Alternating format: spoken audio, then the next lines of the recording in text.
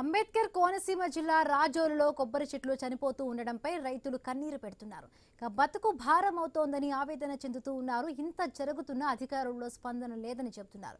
అసలు కొబ్బరి చెట్లు ఎందుకు చనిపోతున్నాయి? రైతులు ప్రభుత్వం నుంచి ఏం కోరుకుంటున్నారు? కేసరపల్లి సర్పంచ్తో మా ప్రతినిధి గణేష్ మరింత సమాచారం అందిస్తారు. ఇదే క్రమంలో స్థానికంగా ఉన్నటువంటి గ్రామాల యొక్క పరిస్థితి, రైతుల యొక్క పరిస్థితి తెలుసుకునేటువంటి ప్రయత్నం చేద్దాం. మనతో పాటు కేసనపల్లి గ్రామానికి సంబంధించినటువంటి సర్పంచ్ నాగు గారు ఉన్నారు. ఆయన అడిగి మరిన్ని విషయాలు తెలుసుకునేటువంటి ప్రయత్నం చేద్దాం. సార్, ఇక్కడ ఉన్నటువంటి సమస్య అసలు ఎప్పటి నుంచి తెర మీదకి వచ్చింది? ఇక్కడ ఉన్నటువంటి రైతులు కానీ స్థానిక ప్రజలు కానీ ఎలాంటి సమస్య ఎదుర్కొంటున్నారు? 2018లో ఇది స్టార్ట్ అయిందండి. మాకు ఈ శంకరగుత్తం మేజర్ డ్రైన్ ఆనుకుని రమారమి సుమారు ప్రత్యక్షంగా 10, పరోక్షంగా 20-22 గ్రామాలు నష్టపోతుందండి. మేమేంటంటే నీరు వచ్చింది కదా 2018లో అనుకుంటే 2019 వచ్చేసరికి ఇంకా ఎక్కువైంది. 2020-21 వచ్చేసరికి 50% డెడ్ అయింది. 22, 23, 24 వచ్చేసరికి 70% పోయింది. రమారమి ఈ కేసనపల్లి మేమైతే ఎక్కువ యాక్టివ్గా ఉంటున్నాం. ఇంకా 9 గ్రామాలు ఉన్నారు. వాళ్ళు కూడా వాళ్ళ పార్టిసిపేషన్ వాళ్ళది ఉంది. ఇక్కడ 2000 ఎకరం అంటే 2 లక్షల కొబ్బరి చెట్టు. పూర్వం పెద్దలు అంటూ ఉండేవారు 10 కొబ్బరి చెట్టు ఉంటే సరిపోద్ది, కొడుకు ఇచ్చినా ఇవ్వకపోయినా హాయిగా బ్రతకగలం అనేది. అటువంటిది ఒక 10 చెట్లు అంటే ఒక నెలకు వచ్చి రమారమి 250 కొబ్బరికాయలు వస్తాయి సార్. ఒక నెలకు వచ్చి ఒక కొబ్బరి చెట్టు వచ్చి ఒక సంవత్సరానికి 220 కొబ్బరికాయల నుంచి 280 కొబ్బరికాయల వరకు వస్తాయి ఒక చెట్టు వచ్చి. ఇక్కడ మాకు చెట్టులు లెక్క తప్ప ఎకరాలతోటి పరిస్థితి మాకేం పని లేదు.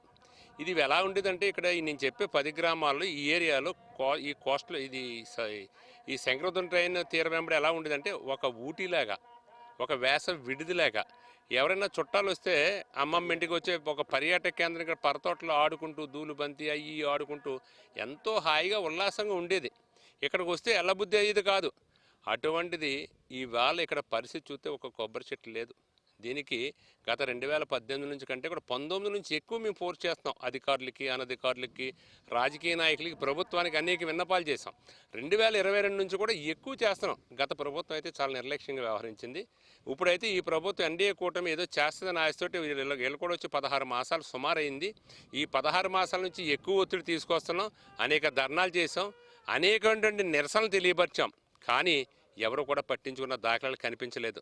ఆఖరికి మొన్న మేము వెళ్ళి ఎమ్మెల్యే గారితో, మా స్థానిక ఎమ్మెల్యే దేవరప్రసాద్ గారితో చెప్పాం, సార్ మా నుంచి ఎవరో పట్టించుకోవట్లేదు, అధికారులు కానీ అనధికారులు కానీ. స్కాలర్స్ వచ్చారు, ఫిలాసఫర్స్ వచ్చారు, పిహెచ్డీలు వచ్చారు, అలాగే హార్టికల్చర్ వచ్చారు, అగ్రికల్చర్ వచ్చారు, పీడబ్ల్యూడీ ఆఫీసర్లు, ఇంజనీర్స్ అందరూ వచ్చారు. ఎవరు పట్టించుకోవట్లేదు సార్.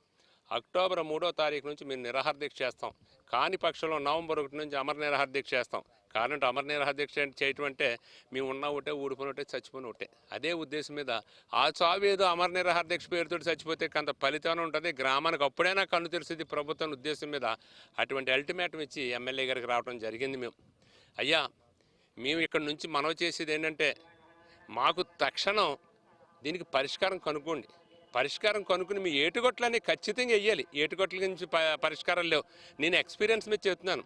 ఎవరో వస్తారు సాయిల్ టెస్ట్ అంటే, ఎవరో వచ్చారు ఏటుగొట్లు అంటారు, ఎవరో వస్తారు కొబ్బరి చెట్టు చెప్తారు, వేస్ట్ అన్నీ కూడా. నా ఎక్స్పీరియన్స్ మీద ఒకటే చెప్తున్నాను, మీరు మాకేం కాంపన్సేషన్ మాకేం ఇవ్వక్కర్లేదు.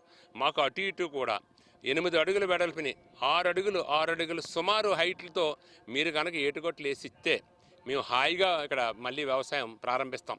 రాజోలు నియోజకవర్గంలో ఈ సమస్య ఉత్పన్నమైన కాడి నుంచి ఈ స్థానికంగా ఉన్నటువంటి గ్రామాల్లో ఉపాధి కూడా కోల్పోయినటువంటి సందర్భం కనిపిస్తుంది. పొట్ట చేత పట్టుకుని వలసలు వెళ్లాల్సినటువంటి పరిస్థితులు దాపురించాయి. అందువల్ల ఖచ్చితంగా ఈ సమస్యకు పులి స్టాప్ పడాలంటే శంకరగుప్తం డ్రైన్ సమస్య పరిష్కరిస్తే ఈ సమస్యకు పులి స్టాప్ పెట్టినట్టు అవుతుందని చెప్పి ఇక్కడ ఉన్నటువంటి గ్రామ సర్పంచ్ నాగు చెప్తూ ఉన్నారు. ఇదే క్రమంలో ఇప్పటికే వ్యవసాయ మంత్రి అచ్చెన్నాయుడుని కలిశారు. అదేవిధంగా చంద్రబాబు నాయుడు, అదేవిధంగా పవన్ కళ్యాణ్ కూడా ఈ సమస్యను విజ్ఞప్తి చేస్తున్నారు. ఇదే క్రమంలో చూద్దాం ఏ విధంగా ప్రభుత్వం ఈ సమస్యను పరిష్కరించడానికి ప్రయత్నిస్తుంది అనేది.